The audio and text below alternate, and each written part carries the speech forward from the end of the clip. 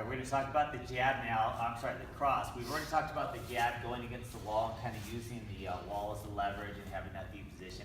But now we're going to talk about the cross. So I'm going to actually switch leads. So the lead leg and the hand in front is your jab.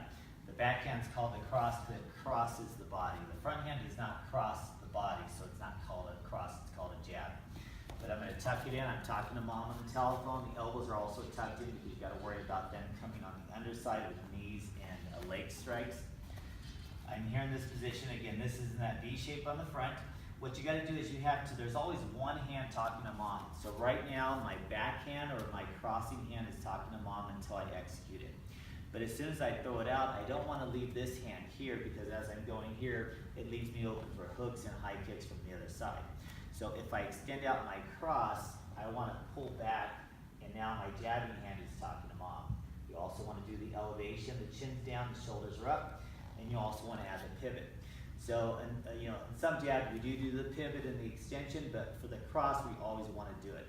So for the cross, just look at my footwork. I usually look at students' footwork first, and if the foot and the hips are correct, more than likely your cross is correct.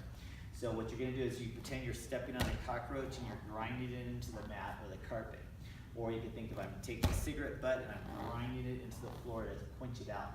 So what I'm going to do is I'm going to pivot the foot, I'm going to extend through and use my hip for the power. You also want to look at the knee height, and when I pivot, I don't want to have a pivot where my knees are in alignment. So right now my knees are in alignment, I have minimum power with my hip torque. If I drop the knee, so this knee on the pivoting side is lower than the knee in front, then I have more hip power. So if I were to hold a pad right by my hip, you have that snap into it by dropping that knee with the pivot. I don't want to see a pivot where the feet are like this, so again, it's going to be an exchange. If you notice my hands, the rubber band concept, my back hand's talking to mom, now my front hand's talking to mom. Back hand's talking to mom, front hand's talking to mom. When I utilize the wall, again, I put my back hand next to it here, so I'm kind of leaning into the wall. As I extend out, I'm following that wall.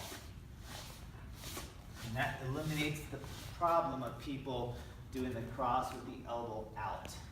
It's keeping everything there as if a brick wall is beside me, and I don't have room to extend my elbow outward and use the triceps. So again, 1, 2, 1, 2. Same thing on the other side. We have this hand here at the V. Now we have it tucked in. We have the back foot dropping down below the height of the front foot.